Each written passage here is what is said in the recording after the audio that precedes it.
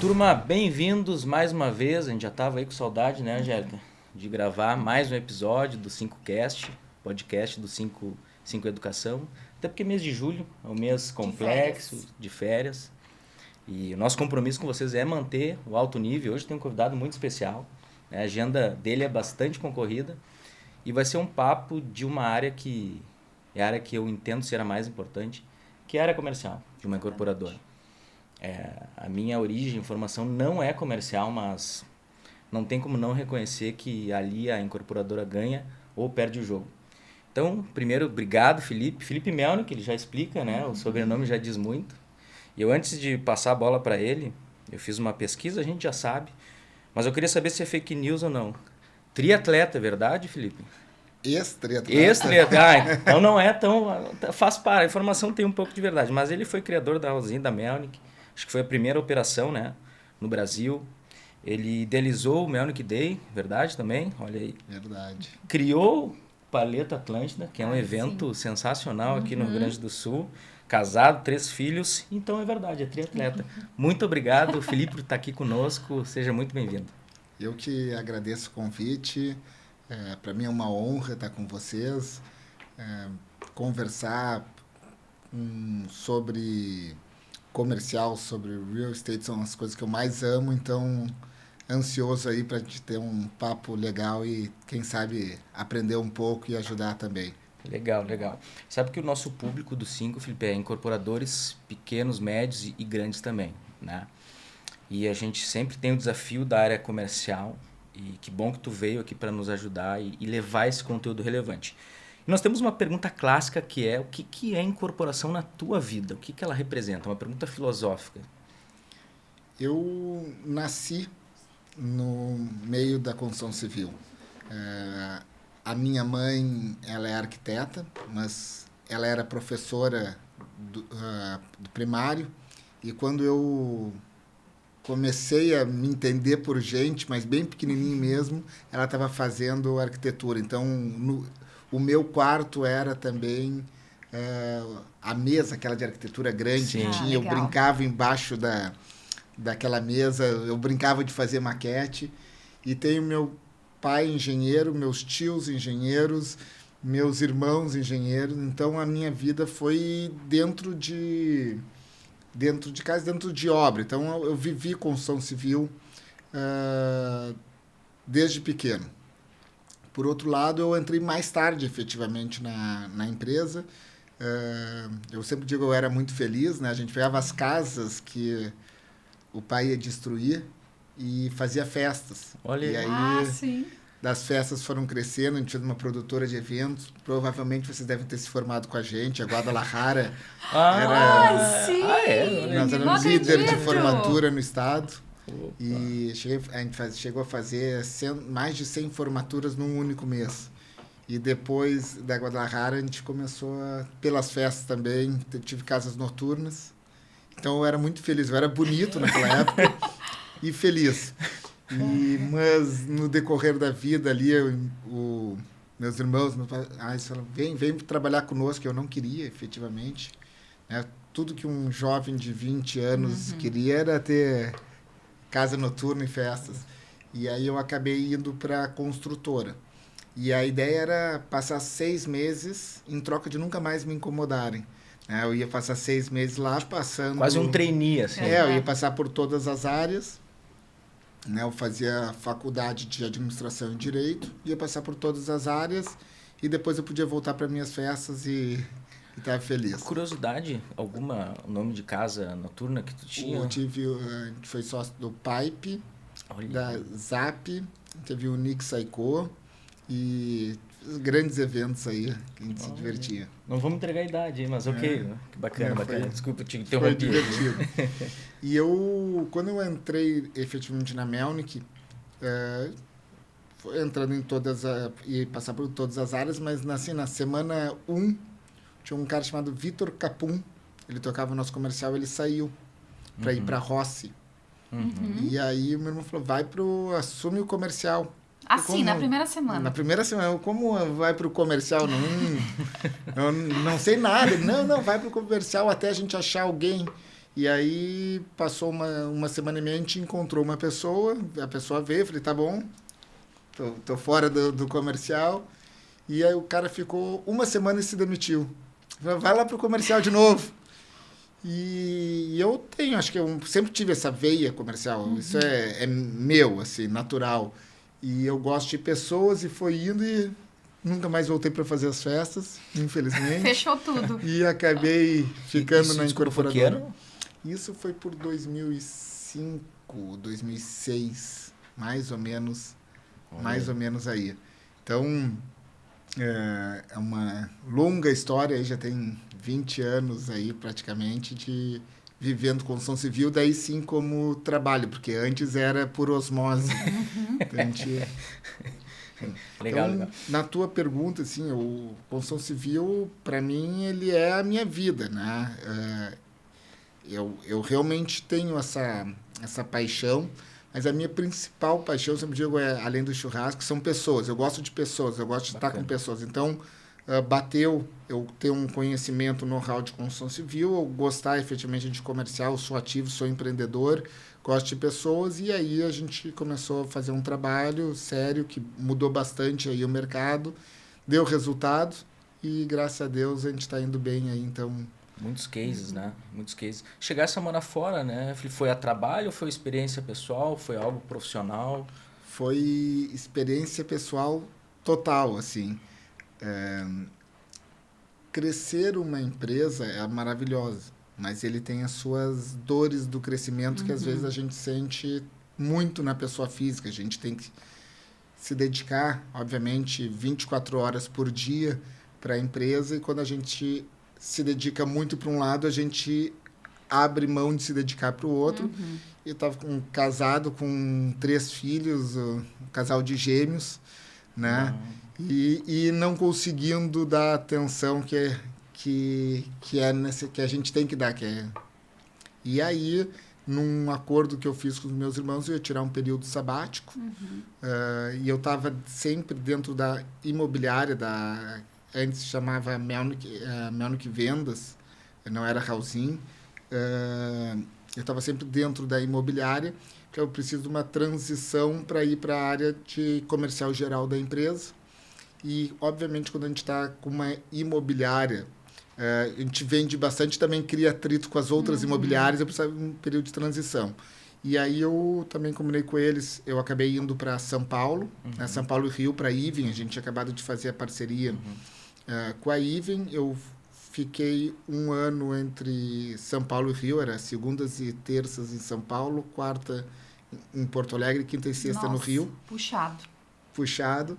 E eu combinei de ter 1 ano sabático, né? Esse 1 ano sabático, a gente escolheu passar os primeiros 6 meses em Miami, depois a gente ia ver.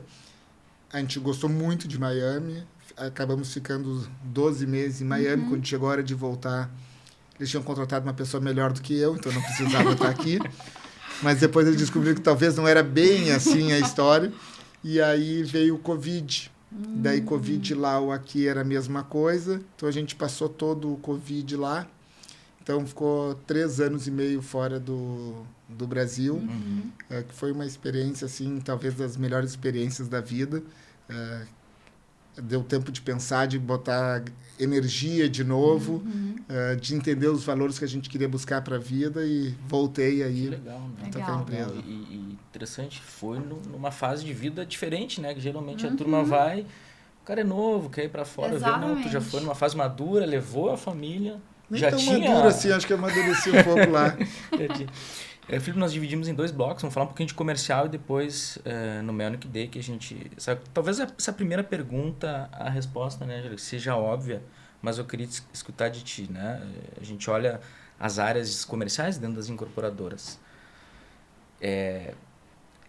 A área comercial, ela é venda, ela é estratégia, ela é transpiração? Como que tu vê a área comercial? Tem uma frase que eu gosto, que o pessoal fala, que só tem 2 tipos de pessoas na empresa. Os que vendem e os que ajudam a vender. Uma empresa tem que ser assim, o nosso foco é construir para vender. Então, a área comercial dentro dela, um pedaço é venda e o outro é totalmente estratégia. Como que ganha preço, qual o produto que tem que ser vendido. Então, o comercial é prática. Na minha visão, eu sou apaixonado pelo comercial, é a razão de uma empresa existir, atender o cliente, e o comercial é ver como que se atende esse cliente. Tem muitas pessoas que acham que comercial é vendas. E essas são as pessoas que normalmente, no meu ponto de vista, usam a estratégia preço.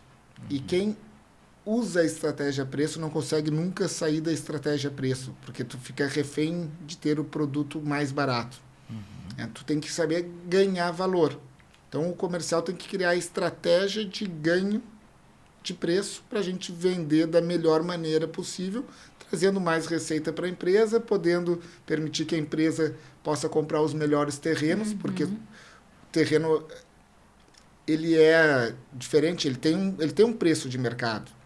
O terreno, ele constrói exatamente a mesma metragem para todo mundo, ele tem mais ou menos o mesmo preço para todo mundo, e quem consegue comprar o terreno é quem consegue entender o produto melhor para aquele terreno, e logo tu pode pagar mais do que os outros. Então, o comercial ele passa absolutamente por tudo, e comercial também é estratégia, porque venda é estratégia, são pessoas motivadas com uma metodologia certa. Legal esse conceito. Bastante gente do Brasil conhece a Melnick, a gente não precisa falar da Melnick, todo mundo sabe o tamanho, o que ela se transformou. Qual é o teu papel hoje lá? Porque a gente sabe que é uma operação comercial grande. Onde tu mais se dedica na Melnick hoje lá, Felipe? 100% a área comercial, né? A gente tem uma estrutura comercial robusta, a gente tem uma estrutura comercial que vai desde o Minha Casa Minha Vida, que nós temos uma imobiliária do Minha Casa Minha Vida, nós temos a precificação do Minha Casa Minha Vida, a estratégia do Minha Casa Minha Vida, nós temos uma estrutura um pouco diferente do tradicional, onde a gente tem estrutura própria, que é a Housing, então tem um diretor que toca a Housing, eu tenho uma estrutura de rede, de relacionamento com o mercado, então também está no comercial. Nós participamos da área de incorporação para entender a questão de preço, precificação comercial, sugestões de produto, e tem todo o back-office de dados, de número para controladoria comercial também. Além disso, nós temos uma área de investidores, então a gente tem relacionamento com investidores de aquisição de terrenos, investidores a gente criou com fundo de investimento, então tem toda uma área também de investidores. Que fica sob o teu guarda-chuva lá, sobre a tua... A área de investidores ela é compartilhada. A gente tá com o Anderson, que é de outra área da empresa, mas a captação de recursos a gente vem com o comercial junto. Antes de passar, eu li em algum lugar que a família se reuniu para comemorar em algum ano 12 milhões de vendas no ano. Faz tempo. E se tu pegar o balanço, eu acompanho bastante, já está mais de 1 bi receita líquida, né? Então, tu imagina, nós estamos falando de, sei lá, 15, 20 anos, 12 milhões ano comemorando, e hoje uma empresa de bi, né? Então, tem esse querer crescer também. Total. Eu acho que eu falo muito quando eu escuto isso, querer crescer. Não está no nosso propósito crescimento. Nós não somos uma empresa que a gente cresce por oportunidade. O que é crescer por oportunidade? Apareceu um terreno legal em Goiás, vamos lá para Goiás. Apareceu um terreno aqui, a gente não tem um propósito de crescimento. Pelo contrário, nós somos hiperconservadores. E ser conservador e empreendedor ao mesmo tempo parece não andar. E ser conservador e trabalhar com construção civil também parece não fazer nexo. Construção civil é uma máquina de demolir empresas. Se eu pegar aqui e começar a falar de Porto Alegre, as empresas que tinham há 20, 30 anos atrás, construção civil não são as mesmas de hoje. E se tu olhar no Brasil inteiro, não são as mesmas de hoje. Nós tivemos aqui grandes empresas, nacionalmente a gente pode falar de Incol, ou aqui a Rossi trabalhou muito forte, a Cirela que está, a Goldsen que virou Cirela, ou Ediba, Maiojama, Grupo Nex, e eu posso ir citando um monte. Então, conservadorismo e construção civil não andam juntos. Então, nós não buscamos crescer, não tem esse propósito de crescimento ou de expansão. O que a gente busca é fazer com cautela, com segurança, os nossos produtos, contratar pessoas espetaculares, e crescimento, às vezes, ele vira uma consequência do trabalho. Mas nós não temos assim, metas de crescimento. Quando eu ponho metas muito grandes de crescimento dentro de casa, eu corro o risco de ir além da minha margem de segurança para crescer. Não é o que a gente busca. Então, eu tenho sempre esse cuidado. As pessoas olham, a Melnick está crescendo. A gente é originalmente do altíssimo padrão, e aí chegou um momento ou a gente parava ali, eu não tinha mais o que fazer, ou tinha que demitir gente, ou fui para o médio alto padrão, e aí do médio alto padrão para outros segmentos. Eu sempre digo, quando tu tem pessoas boas e tu tem que ter pessoas espetaculares, tu é condenado a crescer. Tu é condenado a crescer. Tu tem um cara que é muito bom, tu tem um segundo cara muito bom como número 2. Ou esse cara vai embora, Entendi. ou tu cresce, tu vai ter que fazer uma outra área. Tu é condenado. Do mesmo jeito que o que destrói uma empresa não é a pessoa ruim. O que destrói uma empresa é a pessoa média. E isso é uma discussão que a gente fala muito. A pessoa ruim, tu vai mandar ela embora rápido. A pessoa média, se tu se acostuma com a pessoa média, ela tá ali, ela mais ou menos resolve o teu problema. Tu tá com um problema, tu põe uma pessoa média, ela te ajuda. E tu vai te acostumando com a pessoa média, e quando tu vê as outras pessoas vão botando outras pessoas médias, e pessoas boas não querem trabalhar com pessoas médias, e ela acaba com a tua empresa. A pessoa ruim tu manda embora rápido. Ela não vai acabar com a tua empresa. E a média demora para saber que ela é uma pessoa média. E a gente se acostuma, não, mas eu tenho outro problema, deixa essa pessoa aqui que eu vou resolvendo outro problema. Teve um outro, que tu põe outro médio, eu tenho outro problema, quando tu vê tá cheio de pessoas médias. Então isso que é a complexidade de uma... Felipe, e você como gestor, né, comercial, imagino que boa parte do tempo é olhando as pessoas, né? Performance das pessoas, como elas estão produzindo, trocar Bastante. Pessoas e gerir pessoas, É talvez muito não sei, talvez seja muito mais difícil do que pensar comercialmente, porque o tamanho da equipe que tem, né? Acho que ele falou muito bem das pessoas. Né? Tu divide o teu tempo normalmente em planejamento e execução. Okay. Né? A execução é que a gente depende das pessoas. Né? Tu pode planejar bem e executar mal. Errado, tu pode planejar mal e executar bem. Resolve bastante. Então, execução é muito tempo com pessoas no comercial com vontade, com garra, mas com muito planejamento. Então, tem que andar junto planejamento e execução. E execução custa a gente conhecer muitas pessoas, trabalhar com pessoas, porque se tu não tiver as pessoas certas, tu não executa certo. E ser construção civil, vou copiar aí o meu irmão, que a gente fala bastante, assim. Hoje, ser construção civil no Rio Grande do Sul, se tu não for 10 ou 9, tu quebra. Tu quebra. E a gente brinca lá com uma frase ali do pessoal da Cirela, que é bem amigos nossos, que eles falam assim, tocar uma empresa com nota 7 em São Paulo tem resultado 9, uma empresa nota 9 em Porto Alegre tu tem resultado 6 ou 5. Então, hoje é muito complexo, tu tem que estar realmente muito bem, ou tu sai do jogo, tu cai fora do jogo. E olha quanta gente cai fora do jogo. Sim.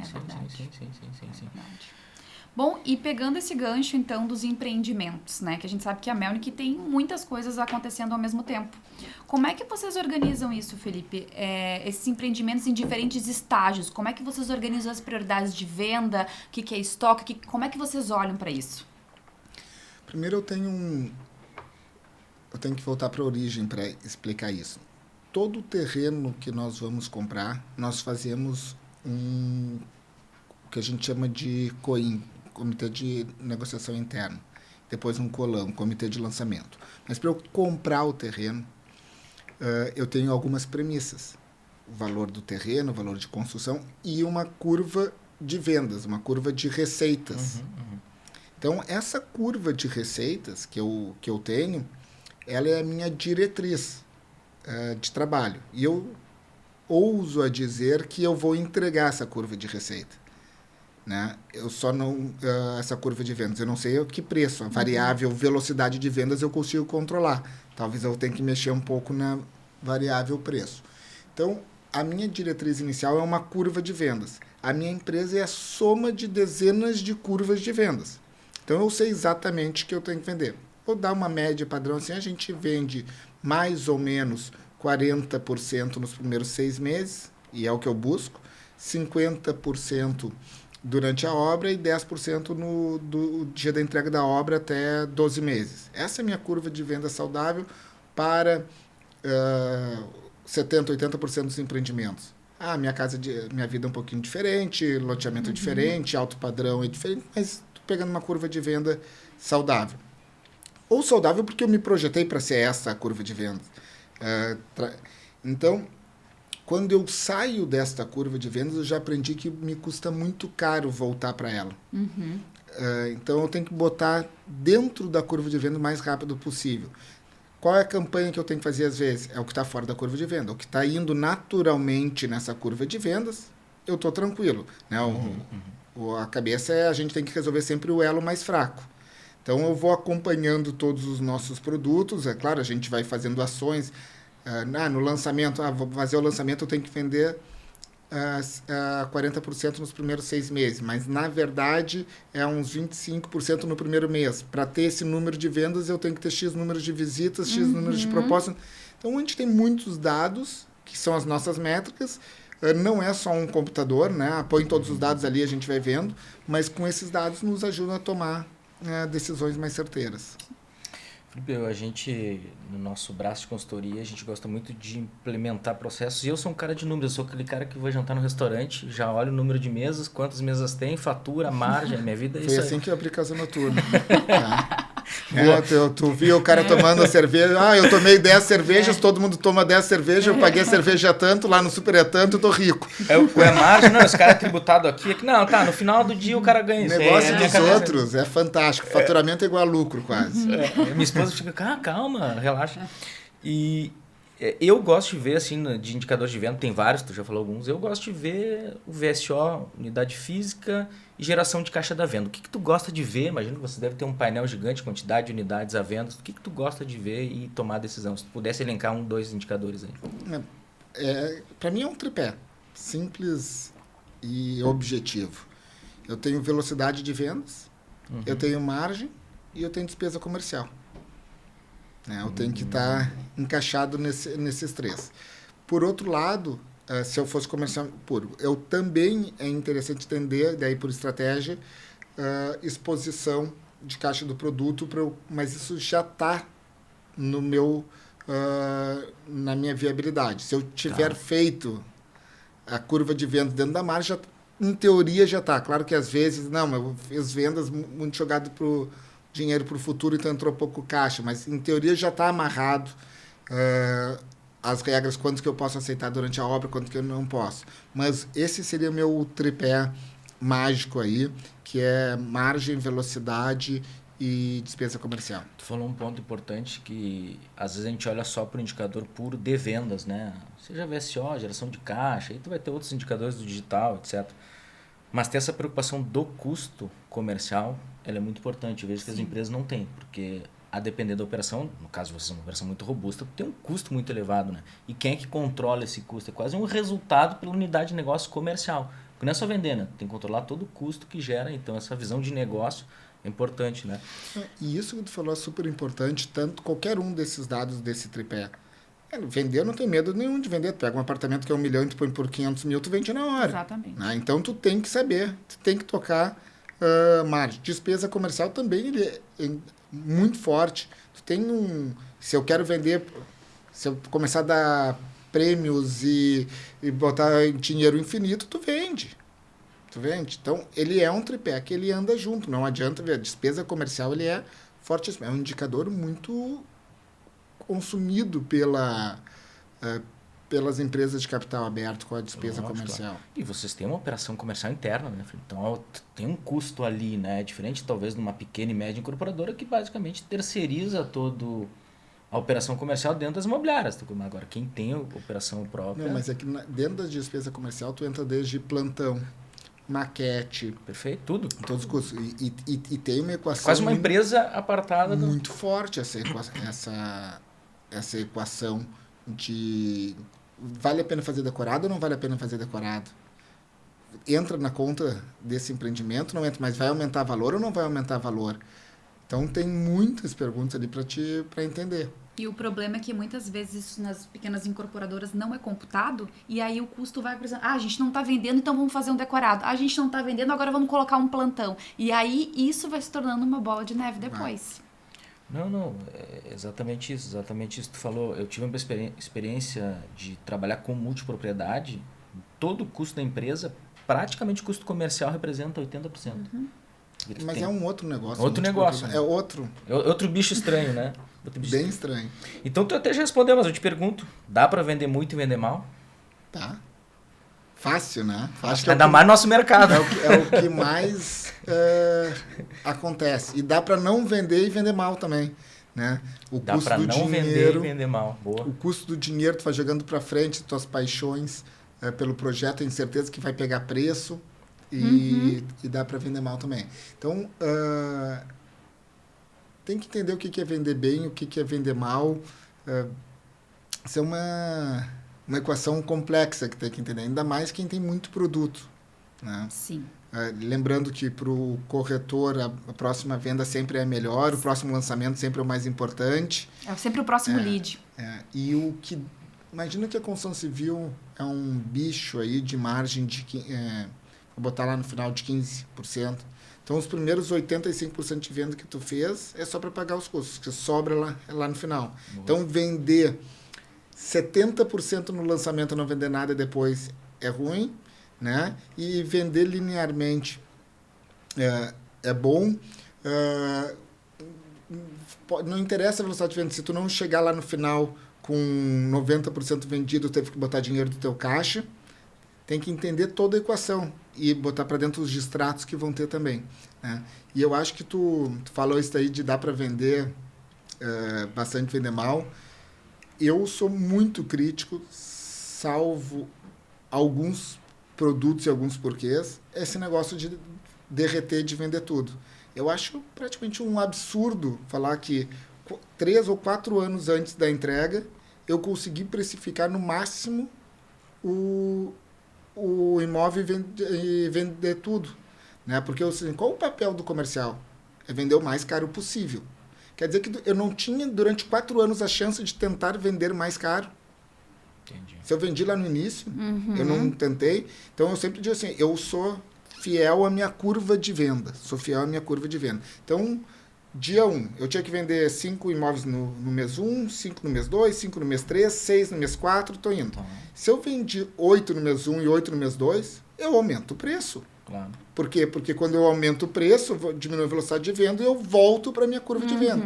Se eu estou vendendo menos, talvez eu possa baixar o preço. Estou botando que o preço é a ferramenta aqui para ver. Tem várias outras estratégias, né? Então, quem vende tudo no início, para mim, não pegou a oportunidade. Quem vendeu acima da sua curva projetada não pegou a oportunidade de ganhar preço. Porque quando a gente pode ganhar preço, nós temos que ganhar preço. Porque quando a gente não consegue, o mercado é muito duro conosco. O mercado não chega nem... Olha, cara, esse teu produto é maravilhoso, tá vendendo, mas eu vou te pagar um pouquinho mais. Nunca aconteceu isso comigo, acho que nunca com ninguém. Então, o mercado ele é perverso na hora de te tirar preço e quando tu tem que ganhar, tem que ganhar. Porque o que vale é a tua curva média. Entendi. Então, tu põe aquele book de meta no ano e trabalha estratégia. Volta à primeira pergunta, né? Se comercial é estratégia ou não. Então, tu tá olhando isso, performou com preço acima. Não, peraí, pegou o preço. Deixa eu... Não vou simplesmente continuar nessa curva, vou aumentar um pouquinho o preço, trabalhar estrategicamente, né? E quando o produto ele não performa como esperado? Como é que identifica se errou a campanha, preço? Como é que vocês fazem isso? Tem que ser dinâmico, né? Primeiro, começa que nós temos o direito, por lei, de renunciar à incorporação. Então, a lei já entende que a construção civil ele é esse bicho complexo, que eu digo que eu compro o terreno com o presidente e entrego o empreendimento 2 ou 3 presidentes depois, né? Já entende que pode mudar a macroeconomia. Então, a gente tem o direito de renunciar à incorporação. Posso ter vendido um pouquinho nos primeiros 6 meses e devolver para todo mundo. É um direito que eu tenho, então já está... Nós nunca utilizamos a renúncia na renúncia de incorporação. Nunca precisamos utilizar, mas poderia, se fizesse sentido, poderia, porque custa muito caro errar na construção civil. E até é interessante nesse mundo moderno que a gente está, que falam, não, é tentativa e erro, ou que as pessoas que tiveram vários erros são bem-vindas, que faz parte. A construção civil não permite errar. Um erro te tira muitos e muitos empreendimentos. Então, voltando, tá falando assim, às vezes não dá a velocidade que a gente quer, e tem que entender rapidamente. Se é erro de estratégia, e a gente... Vou citar exemplo, errei, corrigi. A gente lançou um produto no Bonfim, chamado IOF, junto com o Copsen. O que a gente percebeu? Lá, quando a gente ia fazer aqui, o Bonfim é um bairro que muita gente quer, que tem um sonho de morar, de walkability, de tudo, que há muito tempo não tinha lançamentos, e a gente fez um apartamento... que a gente acreditava lá no início que as pessoas do bairro iam ver assim, um produto novo, quadra de beach tênis, maravilhoso, metragem maravilhosa. Quando a gente foi lançar, todo mundo do bairro ia lá e falava assim, maravilhoso, adorei o produto, quanto é que é? A gente falava, é X. Ele, não, mas eu estou vendo um usado de 20 anos por 1/3 pela metade desse valor. Eu falei, não, mas é um usado de 20 anos.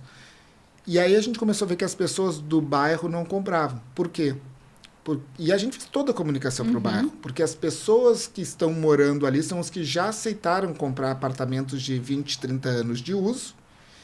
E eles precificaram nesse valor. São poucos que queriam pagar o preço de um imóvel novo. E aí a gente começou a perceber que quem estava comprando são as pessoas que não estavam no bairro, que gostariam de morar no Bonfim, mas não encontravam um apartamento porque eles queriam algo novo, moderno, com beach tênis, com tudo, e não encontravam produto. E o nosso marketing, que estava todo direcionado para dentro do Bonfim, teve que ser direcionado para fora do bairro. Então, no início, a gente tinha uma percepção e a gente teve que entender. Como que a gente entendeu? Quem são os compradores, qual era a quantidade... Porque uma coisa é o seguinte, não veio ninguém aqui ver o meu produto, é uma coisa. Ali a gente vê assim, veio centenas de gente ver o produto, eles fizeram centenas de propostas dele não tá. Então eu estou mal precificado. Vou ter que baixar o preço, daí a gente começou a entender, não, eu estou mal precificado para um tipo de comprador. Eu tenho que encontrar um outro tipo de comprador. Ou tomar o precificado inteiro, eu tenho que entender. A gente conseguiu encontrar a outra solução, graças a Deus o produto hoje está super bem comercializado. Então, tem que entender, nem sempre é preço, o mercado gosta, o corretor gosta de falar de preço, né? O cliente gosta de falar de preço, mas a gente tem que entender a estratégia. Se eu fosse escutar só força de venda, é só baixar preço e está resolvido o negócio, e aí eu não consigo comprar novo terreno e meu ciclo não segue. O Felipe falou tocou num ponto aí, Felipe, bem interessante. Ainda é um desafio as incorporadoras médias e até às vezes médias grandes, e eu diferencio por VGV, né? De contratar, de fazer uma pesquisa comercial, de público robusta, tu investir, gastar dinheiro com isso que é importante. Imagina esse produto, que com certeza fizeram uma pesquisa, entenderam que o público era aquele e mesmo assim não deu certo. Eu me lembro desse empreendimento das campanhas. A chance de errar no achismo sem embasar teu público, testar, etc., é muito grande, né? Mas é que, falando ainda desse produto, é que tu pensa, é meio óbvio, né? Todo mundo ama o Bonfim, então a pessoa já tá dentro do Bonfim, então ela vai querer um melhor. Só que daí tu pensa, não, tem um cara que quer ir pro Bonfim, não tem onde morar, então vamos divulgar para ele. E a nossa campanha no início, a gente contratou pessoas, influências do Bonfim, caminhava pelo Bonfim. O Bonfim é tudo de bom, tinha uma campanha assim, tudo né? que tava, a cartilha tava, estratégia comercial. O importante é quando a gente erra, e a gente erra, é reconhecer rápido, tirar as paixões que a gente tem, olhar dados e corrigir. E corrigir. Rapidamente. Então, na tua carreira, assim, se pudesse dar uma dica, qual erro não cometer para quem trabalha com uma operação mais robusta, assim? Se apaixonar. Se apaixonar. A gente se apaixona pelas nossas ideias e tenta executar elas, e eu acho que a palavra humildade, que todo mundo fala, as pessoas têm que ser humilde. Humilde não é só, eu não posso isso, eu sou... A humildade intelectual é a capacidade de recuar e escutar os outros. Né? E quem se apaixona pelas suas ideias, ainda mais quando a pessoa vem tendo sucessos consecutivos, não tem humildade para escutar um pouco do que está acontecendo. E aí o cara vai all in, ele é apaixonado. E quando tu... No mínimo um cara que está ali, ele é no mínimo inteligente. Né? O cara não está na linha de frente de uma empresa à toa, simplesmente chegou. Pode ser ganhou uma herança e tocou por um dia, por um mês. Mas o cara que está ali, no mínimo, ele passou por muito, ele tem uma capacidade. Então, quando ele se apaixona, ele tem muitas respostas. Comercial, é fácil de tu ter teorias, né? Todo mundo tem a sua teoria. Então, não se apaixonar, escutar bastante os outros, né? Vai de peito aberto. Acho que é um ponto aí importante para um erro grande que as pessoas fazem.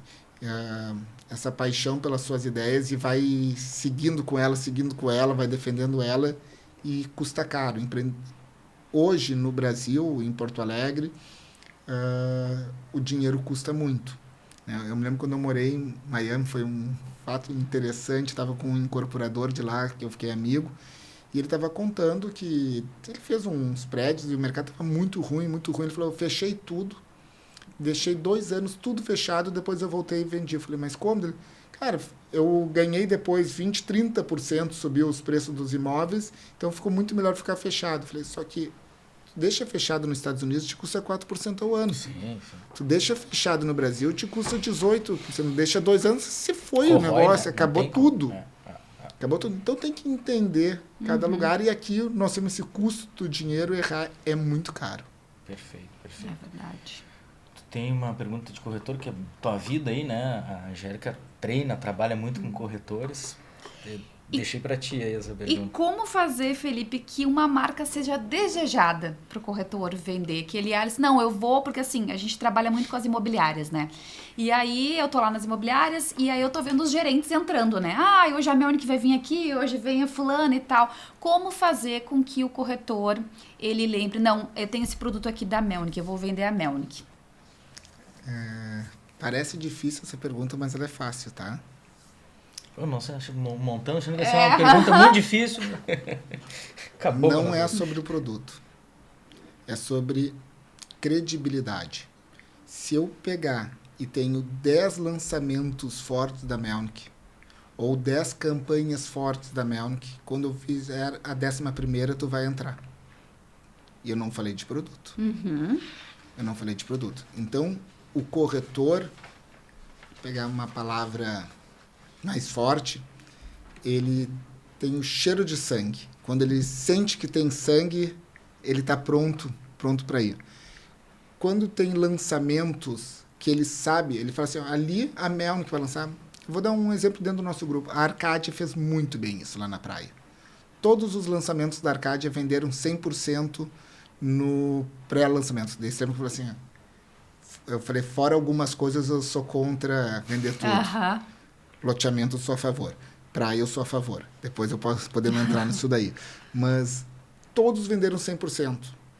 Mas quando vai lançar, todos os corretores, eles nem viram direito. Começam a ligar e falam assim, cara, todos os produtos da Arcadia vendeu 100%. Todos os produtos da urbanizador da Melnick vendeu 100%. Vai ser sucesso.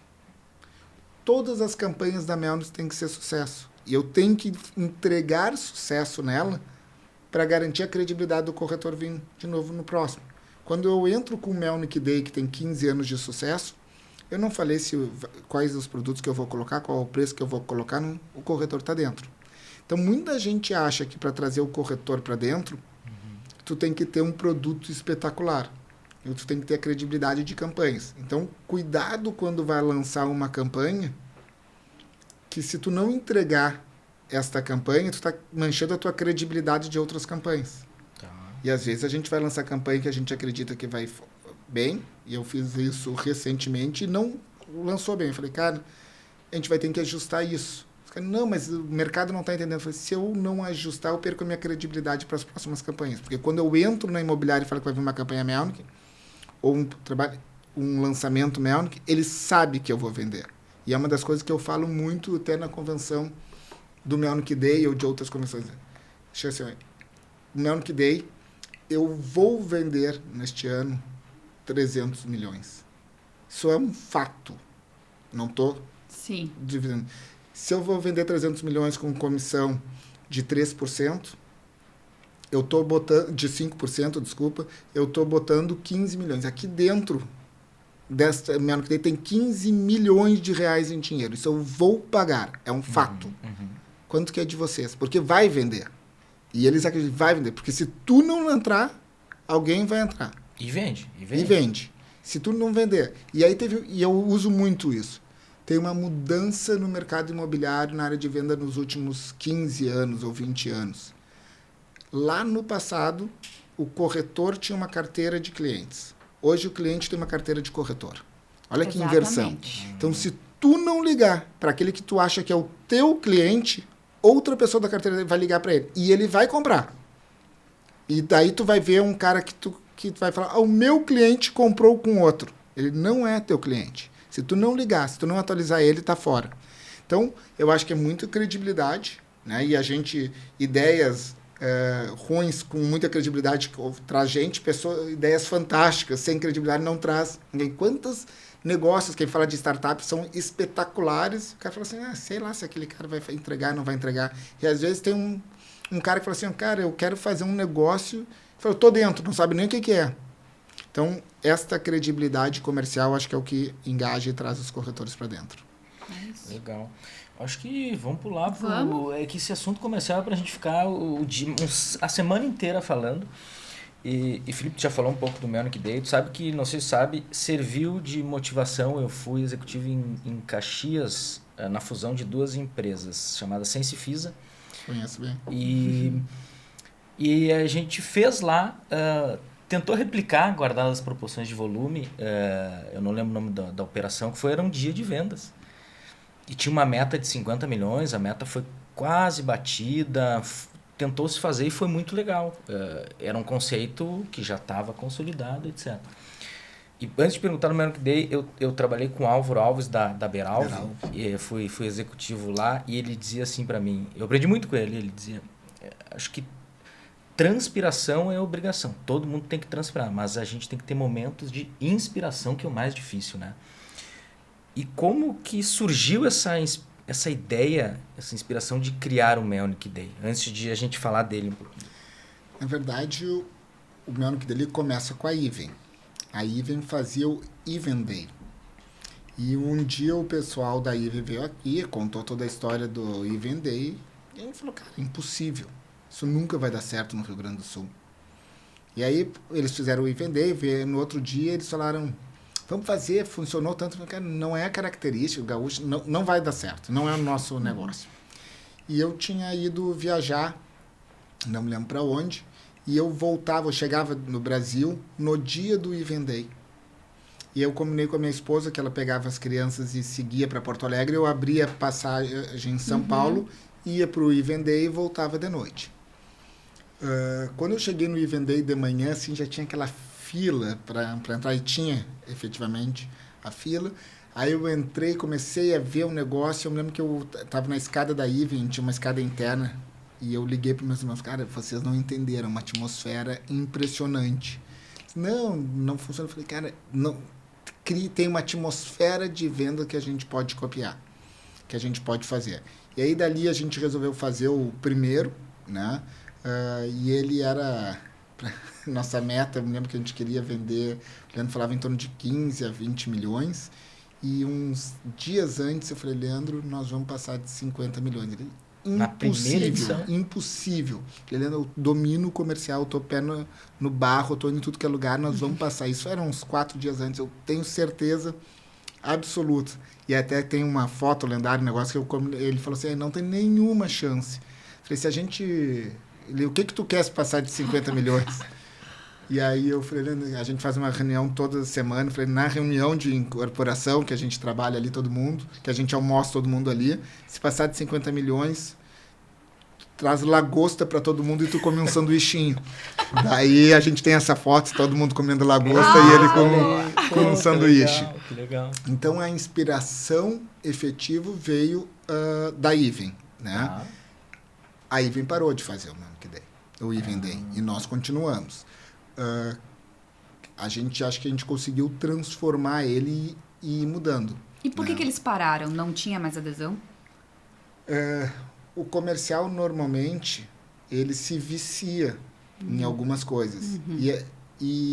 Lá, em 99%, acho que das campanhas, eu acho que é por isso que o Melnick Day funciona bem, eles queriam bater meta de venda. E bater meta de venda não necessariamente é bom. Vender produto bom que não precisa ser vendido a preço ruim não é um negócio bom. O Melnick Day, ele é um evento, e eu acho que é por isso que a gente consegue ir para resolver os problemas da empresa. O que eu consigo resolver durante o ano, a minha curva de venda, eu vendo durante o ano. Então, imagina que eu tenho um empreendimento, que eu tenho que vender 20 apartamentos no ano, e eu vendi 22. Esse produto não tem que estar no Melnick Day. Então o Melnick Day tem todos os produtos? Não. Ele tem que estar os produtos que eu não estou utilizando minha curva, minha venda. Então, qual o produto que vai o ano que vem? Eu começo a montar, entender antes. Mas são todos os produtos da empresa. É o melhor dia para comprar todos os produtos da empresa. Mas tem produtos que eu vou ser mais agressivo e menos agressivo. Quem não entende isso, começa a vender produtos bons, com desconto, e o comercial ama isso. Sim. E isso destrói o evento. E aí tem que entender, para mim, das coisas mais importantes do Melnick Day, talvez da construção civil e talvez de comercial, que imóvel não é commodity. Como é que está a tua curva de venda no empreendimento X? Tá ruim. Então vamos baixar o preço? Não, para aí. Dentro do empreendimento X, eu tenho unidade final 1, 2, 3, 4, 5, 6. O final 1 eu estou com curva de venda boa. O 2, eu não posso usar tudo vale para todo mundo. Eu tenho que entender cada prumada e cada curva de venda. Eu tenho que entender o meu produto, porque dar desconto onde não precisa é venda ruim. E venda ruim destrói empresa, destrói margem. Então, o Melnick Day, a gente domina ele, a gente foi aprendendo com ele, e ele é uma campanha de descontos. Então, eu tenho que saber onde eu vou dar desconto, não é em todos os produtos. O cara chega lá, eu quero essa unidade. Não, essa unidade não tem desconto. Podemos negociar ela.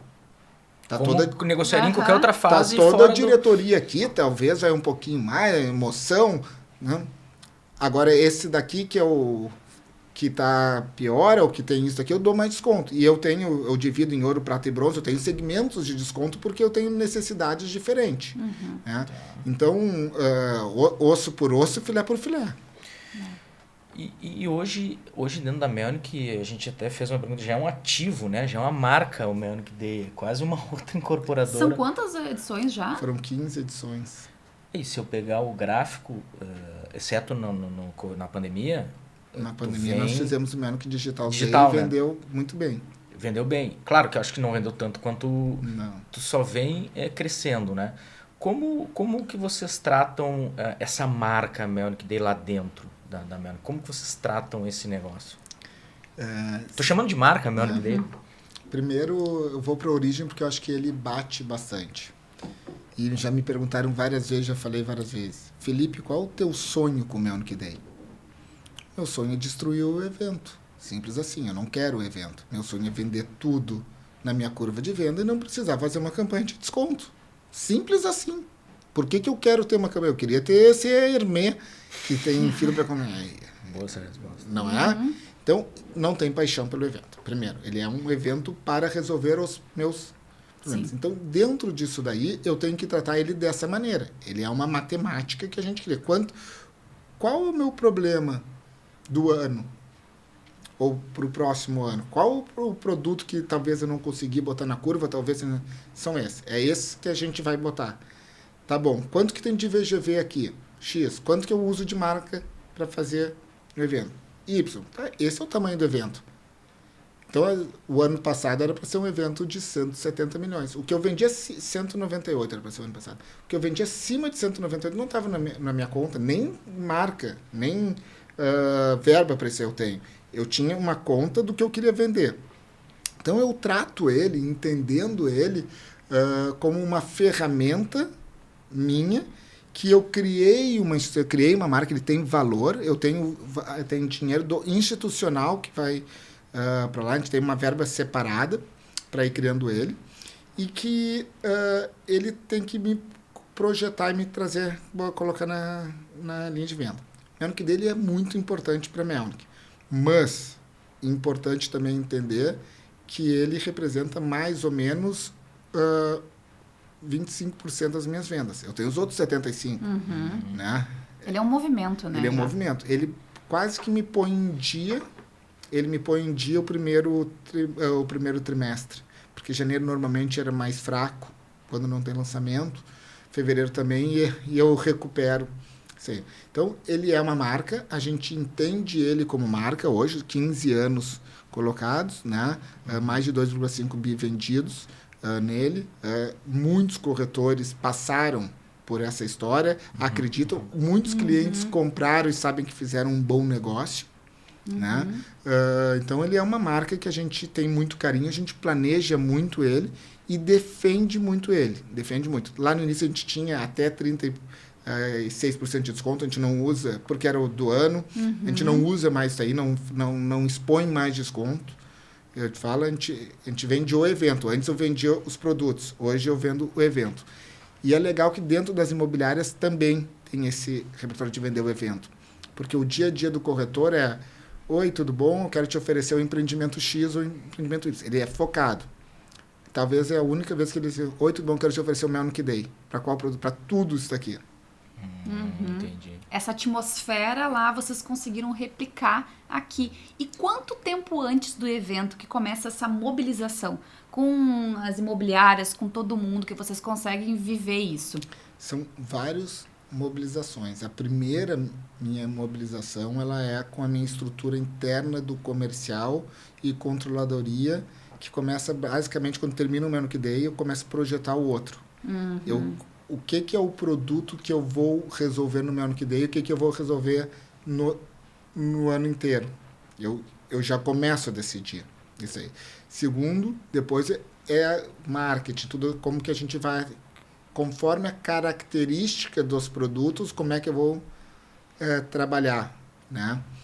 E aí, por último, a gente entra, que é o corretor, é a força de venda, que ele é uma convenção mais 20 e poucos dias de trabalho para o evento. Né? Então, a gente acha que aí de 3 a 4 semanas é o que eu consigo paralisar o mercado. Eu não consigo parar mais do que isso daí. E também, como a gente represa muitos produtos, também não entra dinheiro no bolso das pessoas que está represado. Então, não tem como ser mais longo do que isso. Não tem muito tempo, né? Eu até achei que seria mais, mas eu entendi isso, até lógico, não tem como mobilizar muito tempo antes a turma, porque dia a dia, na necessidade da venda do giro, não tem como. E é um movimento, um evento tão forte que eu trabalho para algumas incorporadoras que falam assim: não, aqui a gente não vai fazer nada, porque aqui tem Melnick Day. Não, né? O mercado para. Não existe lançamento. Não existe lançamento. Todos os corretores entram, todas as imobiliárias entram. Eu já falei com donos de imobiliárias que amam, e tem uns que falam assim: cara, para mim não é bom. Eu vendo a mesma coisa e não tá bom. Tá, então por que tu entra? Porque o meu corretor me exige entrar. Não existe como eu ser de uma imobiliária e não estar dentro do Melnick Day. Exatamente. Né? Então, efetivamente, a gente conquistou por aquela credibilidade que eu falo e por muito trabalho. Aí o Melnick Day tem uma coisa que eu acho que ela não é replicável, que é o nosso time que entra. Nós vamos, os sócios da empresa, nas imobiliárias, mas eu vou em todas as imobiliárias, 2, 3 vezes o pai vai nas imobiliárias, a gente vai, fotos, o pai, né? A gente para. Isso é muita credibilidade. E tem dezenas de microestratégias. Tem algumas coisas que eu falo muito que as pessoas usam ali, que qual é a bala de prata? Não existe bala de prata. Eu vou plagiar meu irmão de novo, que ele fala que se atalho fosse bom, não se chamaria atalho, chamaria caminho. Não existe atalho. Existe dezenas e centenas de ações microplanejadas, bem executadas. quantas imobiliárias a gente vai, quem é que vai nas imobiliárias, o que se fala em cada invasão. Não é só tu chegar na imobiliária para dar oi. O que se fala na primeira semana, o que se fala na segunda semana, o que se fala na terceira semana, como que se corrige os produtos que não estão na nossa velocidade que a gente imagina, como que a gente dá mais gás, menos gás. Tem centenas de ações bem executadas. E o período é março, né? Geralmente março, abril. Março, não abril. Existe não tem uma data fixa, tá? Não existe, não põe. Mas, efetivamente, o que a gente foi descobrindo nos últimos anos e meio que está ficando é que de dezembro ao carnaval, a força de venda do corretor vende muito pouco e gasta bastante. Então, ele volta faminto. É o melhor momento para eu entrar com essa campanha, porque eu consigo buscar muitas vendas represadas, que não aconteceram. Tem gente que foi viajar, fez isso e não comprou imóvel. As pessoas têm necessidades, né? Imóvel é uma necessidade. Então, eu consigo recuperar as vendas desses meses e trazer um corretor que tem uma esperança, porque corretor vive de duas coisas. Corretor vive de vendas e de esperança. São das duas coisas. Então, quando eu tenho menos cliente, eu falo assim, cara, tu vai ter venda e eu estou entregando os dois. Tu vai realizar a tua Então, esperança. a gente consegue engajar muito bem o corretor. Normalmente, nesse período, assim, eu bloqueio após o carnaval, convenção e daí tem que entrar os feriados que tem sempre ali. Sim, não. Tem umas um penso aí por trás. Só que a gente tem uma comunidade, Felipe, que alguns cursos que a gente vende, os alunos entram e eles ficam trocando. E a gente comentou que ia fazer um podcast contigo e veio uma pergunta, eu até vou roubar da Angélica, que é o seguinte: como equilibrar senso de oportunidade com preservação de valor, especialmente em empreendimentos de alto padrão? Acho que o alto padrão é o empreendimento mais fácil de ganhar valor. Tá? Não os mais difíceis de ganhar valor são os empreendimentos mais econômicos. O Minha Casa Minha Vida, tu não tem como ganhar valor. A gente já errou bastante. Aí, Minha Casa Minha Vida, ele tem um preço, tu aumenta R$2.000, acabou o negócio. O alto padrão, na verdade, o altíssimo padrão, tem que entender o que é alto padrão, o que é altíssimo padrão. Tu tá tendo um cliente que ele tem dinheiro. Tem que conseguir ir além. Ali tu não vende imóvel, tu vende sonho, vontade. A gente tem apartamentos aí de altíssimo padrão na casa de 15 a 20 milhões. Um cara que tem 20 milhões para botar num imóvel, mais 5 para decorar, 25, ele é um cara que tem mais de 100 milhões e eu vou falar de 200 milhões, fácil. Qual é a diferença para um cara que tem 100 milhões comprar um apartamento de 15 ou 16 milhões? Ou 17? Zero. O que faz ele comprar isso daí é tu conseguir entrar na cabeça que ele quer, que ele precisa ou ele tem desejo de comprar esse imóvel. Então, tem que despertar desejo. Tem que despertar desejo. Como é que tu desperta desejo? De várias maneiras. Tem empresas que acreditam em trazer uma marca, um brand Hermès para fazer, porque tem gente que gosta disso aí. Tem gente que gosta de arquitetos. Tem gente que gosta... Tu vai ter que entender o teu público, o teu cliente. E tem... Daí a gente entra no marketing, que se divide muito, que é o old money e o new money, que são as duas questões que não tem nada a ver, efetivamente, se o dinheiro é de longa data ou é de pouca data, mas sim do estilo de vida. Então, tem que entender para que público tu está fazendo. Né? Tem empresas que jogam para um público, tem empresas que jogam para outro, mas tem que entender muito o produto. Então, ganhar valor tem a ver com estratégia. Estratégia de entender o teu público e entregar para ele ou mostrar para ele que é o que ele quer. No altíssimo padrão, exemplo, eu não pego Tenaz, site, ou a gente em Santa Catarina, pela Melon que consulte, a gente está com o Tempo, que é um dos mais altos padrões do Brasil. Não existe material na rua. Não existe, não tem planta na rua. Não tem nada. O corretor não tem acesso a isso daí. Inclusive, há um tempo atrás me ligou uma mulher de Caxias, foi muito interessante a história. Falou assim: Felipe, eu queria te fazer uma crítica. Eu estou querendo ver um produto teu chamado Zite e eu estou pesquisando e não tem nada. Eu pedi para os corretores, não tem absolutamente nada. Eu falei, entendi, obrigado, mas essa é a estratégia. Mas tu está deixando de vender. Eu falei, não estou deixando de vender. Quem pode comprar um apartamento desse valor é 0,1% das pessoas. Os outros 99,9% são curiosos. Eu não quero mostrar para curiosos. Esta pessoa que quer ver isso daí, que pode se dedicar e comprar tudo, ele tem que entender as coisas que eu coloco a mais. E eu fiz um projeto que ele é realmente espetacular, com Arthur Casas, com várias questões, e não adianta tu ver isso num celular. Se tu olhar no celular, tu vai falar que meu metro quadrado está caro. Eu tenho que te explicar, eu tenho que te mostrar. Dela, mas eu não tenho tempo. Falei, então esse imóvel não é para ti. Se tu não tem tempo de sair de Caxias para vir para cá e comprar o imóvel que tu quer morar nos próximos anos, tu vai querer falar de preço. E eu não vou falar contigo de preço. Eu vou falar contigo de produto. Esse produto é artigo de colecionador. Daí ela, quando é que eu posso ir aí? E acabei fechando o negócio. Vendeu? Olha aí. Então, o que acontece? Tem muita gente que quer vender preço, mas são estratégias. Canal de distribuição é uma estratégia. Claro. Então, existem estratégias para cada tipo de produto. Eu não adianta eu fazer isso no Minha Casa Minha Vida, que é espetacular, porque eu não consigo dar atenção para todo mundo. Não adianta eu fazer num compacto de investimento, porque eu não consigo atender todo mundo. E eu também não consigo ganhar valor. Se eu chegar, olha, esse daqui é um apartamento de 20 metros, mas é o mais legal da cidade, e ele custa 3 milhões. Quer falar assim, mas por 3 milhões eu compro um apartamento de 150, de 200 metros, não quero um de 20. Então não adianta eu botar preço ali. Eu tenho que entender o produto, desenhar isso desde a origem e criar a estratégia desde a origem.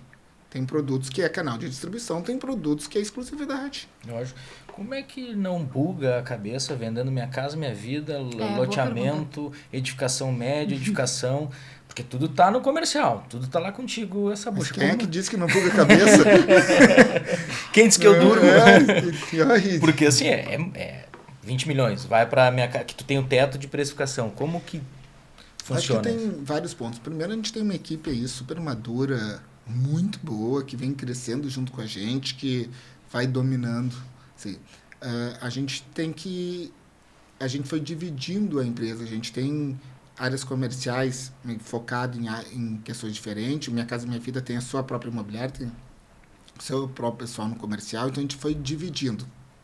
Tem zonas de conforto e de conflito, tem algumas zonas que tem, mas a gente foi aprendendo, né?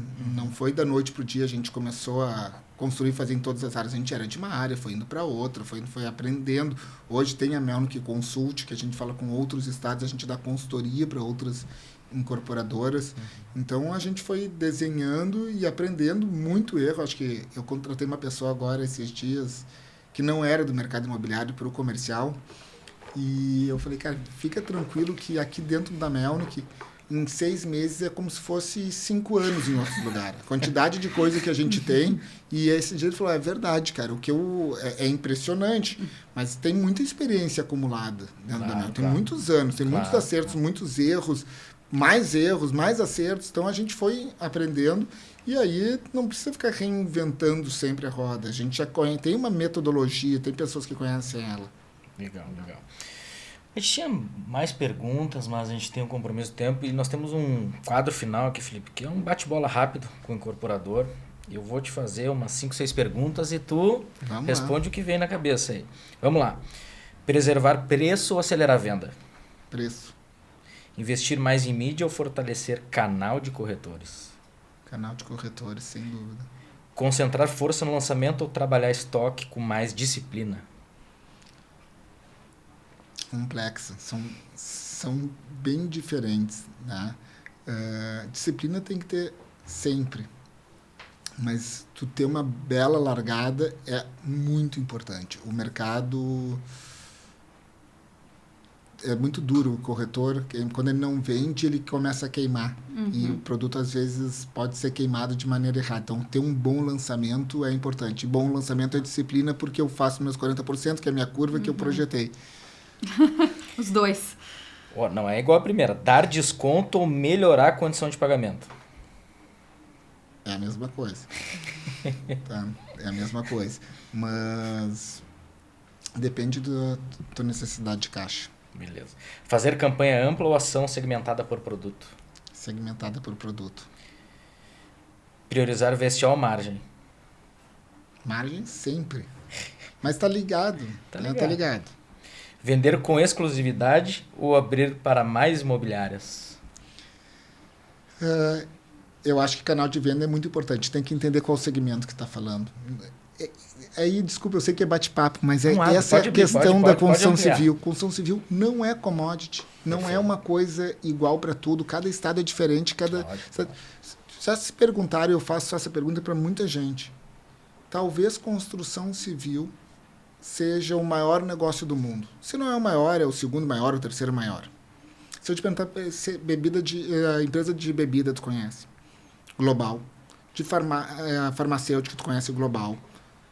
Tu trabalha nesse ramo, me diz uma empresa de construção civil global que tu conhece. Já que tu abriu um pouquinho, tanto é que o mercado imobiliário, na minha concepção, abre espaço para aventureiro. O que é o aventureiro? O cara que é pequenininho quis incorporar. Ele pode dar certo ou não, mas ele pode competir com uma Melnick. O cara pequenininho pode. Pode, mas o que eu quero dizer assim, não existe construção civil global. Não existe, porque ele é um negócio local de pé no chão. Do mesmo jeito que segmentos são diferentes. Então, os caras falam, média Brasil, cada estado, a gente atua em alguns estados, é muito, muito, muito diferente. Então, tratar como construção civil tudo igual, ou as respostas vão ser sempre talvez, depende. Né? Se é canal de venda ou é, ali tu botou exclusividade, depende. E não depende. Eu conheço ali, no Paraná, tem uma imobiliária que domina tudo. É 100%, tudo é com eles. Tá. Mas também esse cara, o dono da imobiliária, lá ele foi um dos caras que começou a lotear a cidade e todos os terrenos é dele. Ele tem o direito de pedir exclusividade para a incorporadora. Lá funciona com exclusividade. É regional, né? É regional, é de cidade, é de coisa. É segmento, cada segmento. Agora, no altíssimo padrão, não adianta tu trabalhar com todo mundo. Não adianta. Tu vai ter que ter. Onde tu precisa de mais capilaridade, onde produto que de mais baixa renda, tu precisa trabalhar com todo mundo. E depois, se tiver tempo, na verdade, esse negócio de trabalhar com todo mundo foi eu que incomodei o pai para fazer, porque não era assim o mercado de construção civil. Não sei há quanto tempo vocês estão. Eu uns 15. Né? Mas antigamente, há 15, 20 anos atrás, ele era cada incorporadora tinha exclusividade com uma imobiliária.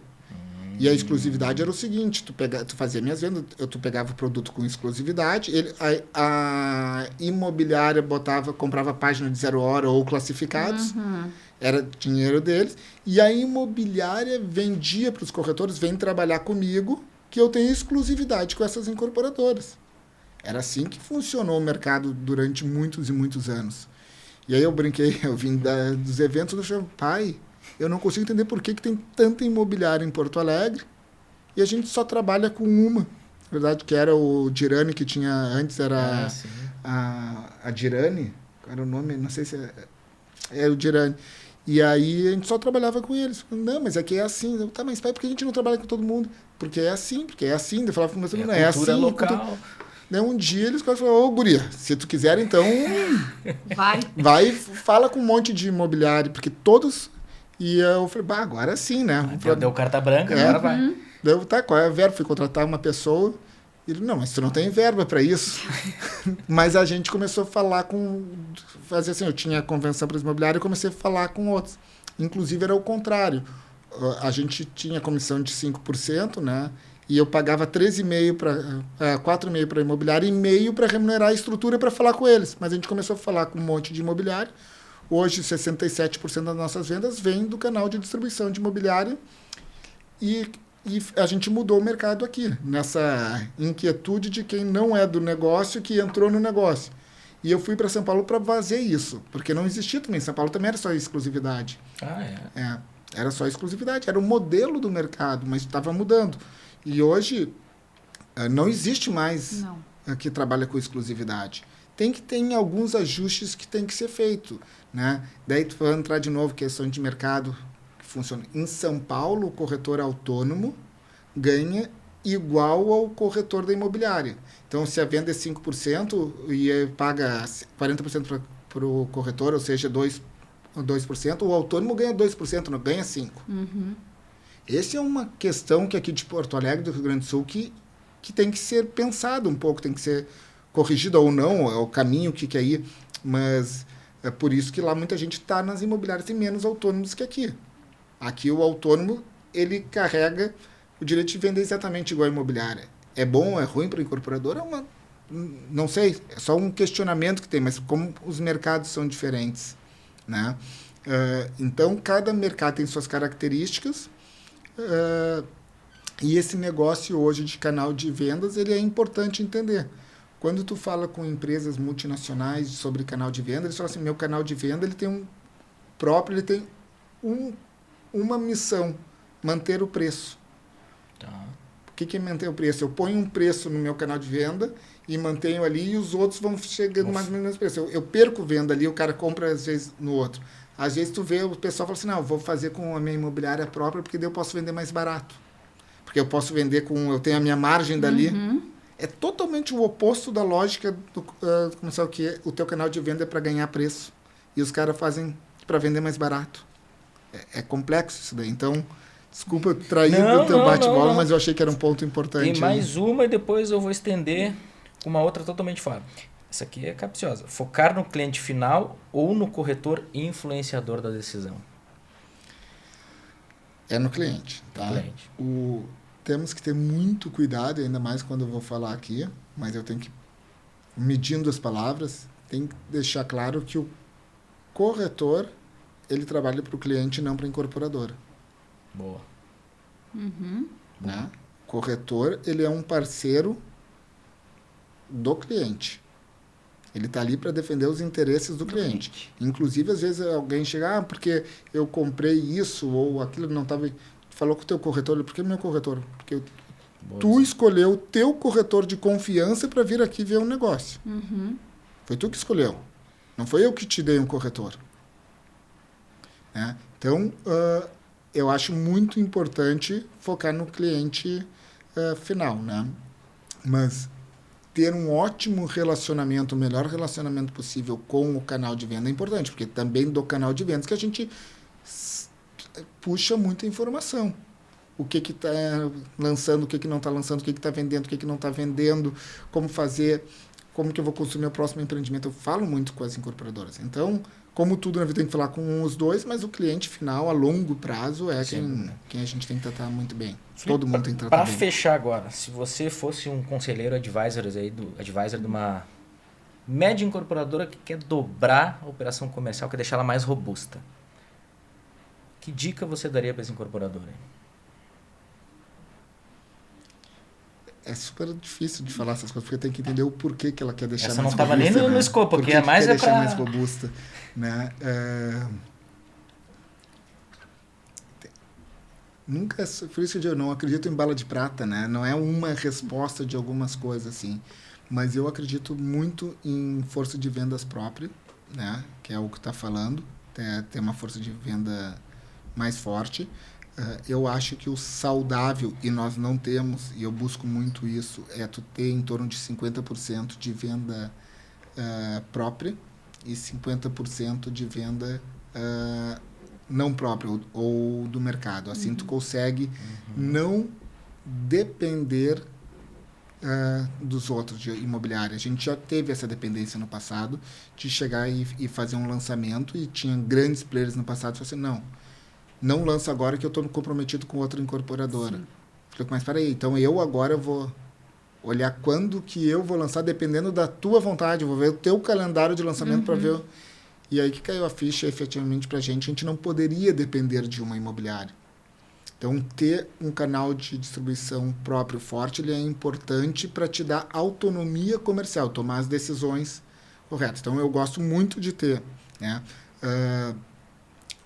A questão, prioridade para mim é quem vai trazer, quem fala assim, cara, se tu quer fazer um canal forte, tem que trazer uma pessoa muito boa e muito bem alinhado com as questões da incorporadora. Eu já vi muita incorporadora botar belos vendedores lá que estavam desalinhados, jogaram os preços para baixo, jogaram as coisas para baixo e ficaram ricos ali, mas não estavam alinhados com os valores da incorporadora. Claro que eu vou me defender, eu acho que o fato da gente ter uma pessoa da família que está alinhada com os valores da incorporadora ajuda bastante para fazer. Mas nem todo mundo tem isso aí, e estatisticamente tem pessoas melhores fora da família que dentro da família.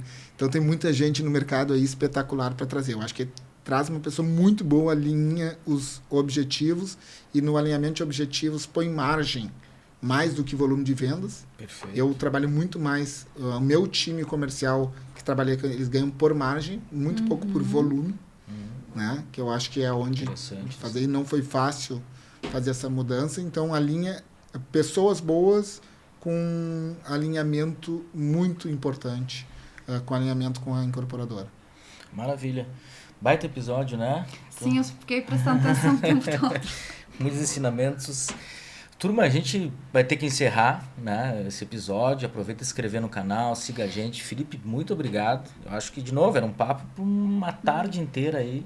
Até Mais passou sucesso, pouco, né? até passou. Parabéns pela trajetória. Sabemos que o desafio do dia a dia, né, tá lá na ponta vendendo, fazendo acontecendo, gerenciando uma empresa grande, que para nós aqui muito nos orgulha. Brigadão e sucesso. Eu que agradeço. Estamos juntos aí que precisar. E acho que é importante a gente fazer aí um mercado forte. A gente está junto, terminando com frase. Se concorrência fosse ruim, não existia shopping center. É bom a gente estar junto aí, porque junto a gente ganha mais do que isolado. Boa, excelente. Boa. Muito bom essa aí. Prazer. Legal, feito então, turma.